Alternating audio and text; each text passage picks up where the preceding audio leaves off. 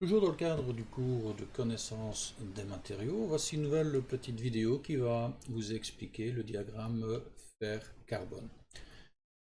En fait, pour pouvoir lire ce diagramme, il faut savoir que ce qui nous intéresse, c'est que l'acier en lui-même, le fer plutôt, va pouvoir lui avoir une cristallisation différente en fonction de sa température.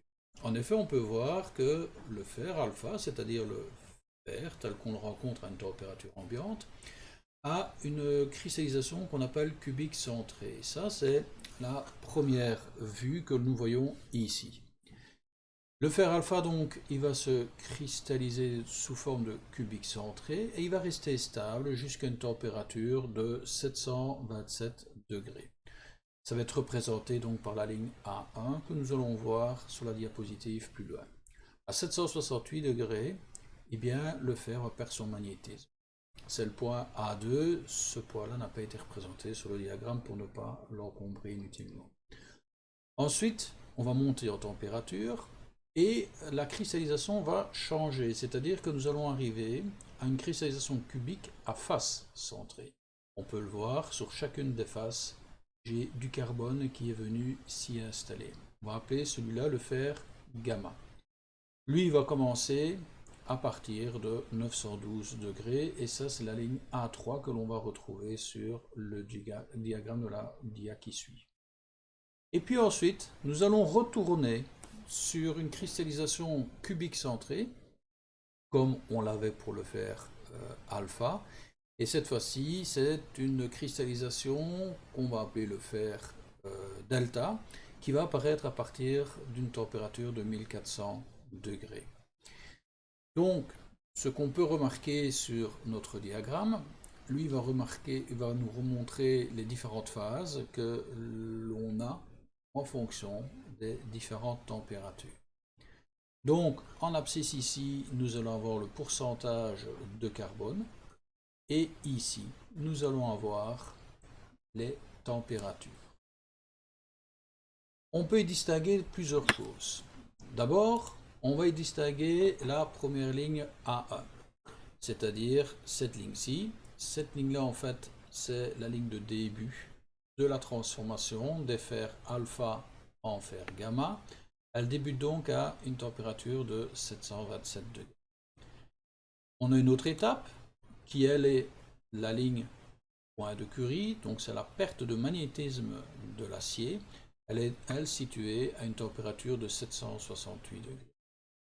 Et puis ensuite, nous avons la fameuse ligne 1,3. Et bien celle-ci, qui est à 912 degrés, qui est donc la ligne que l'on remarque ici, elle, par contre, elle va faire la fin de la transformation entre les fers alpha et les fers gamma, donc au-delà de 912 degrés. Il nous restera donc du fer gamma, c'est-à-dire une cristallisation cubique à face centrée.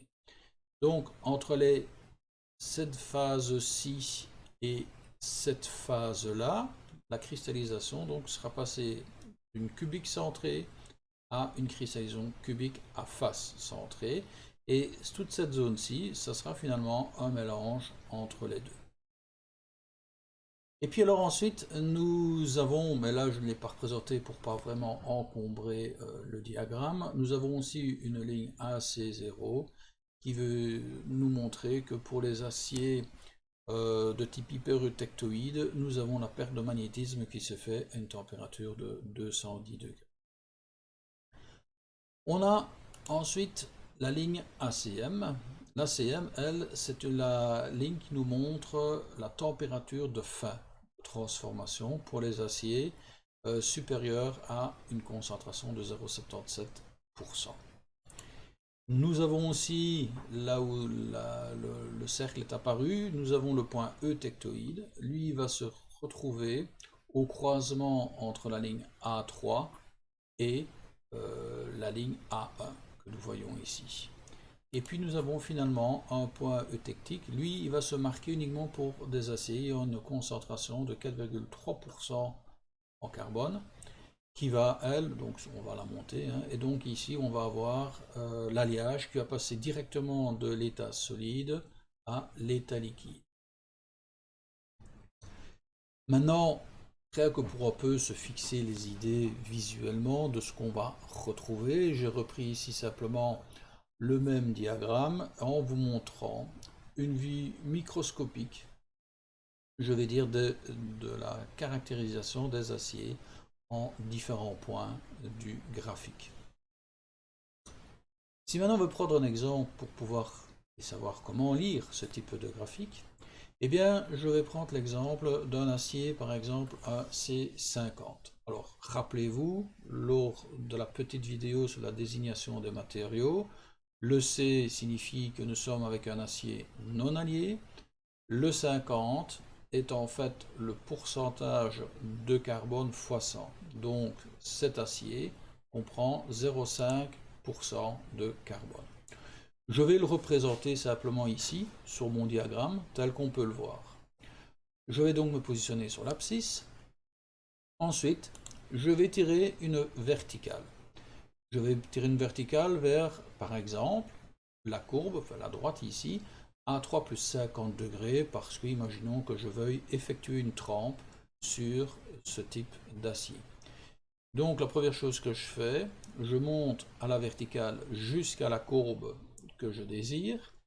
Ensuite, je vais tirer une horizontale qui me permettra, elle, de connaître à quelle température je dois me positionner, je dois faire chauffer ma pièce afin d'obtenir une trempe.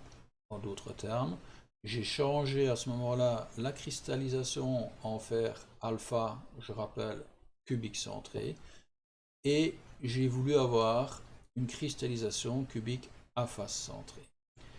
Donc, c'est tout simple pour la lecture d'un diagramme pareil par rapport à votre acier pour lequel vous désirez faire par exemple un traitement thermique. Voilà.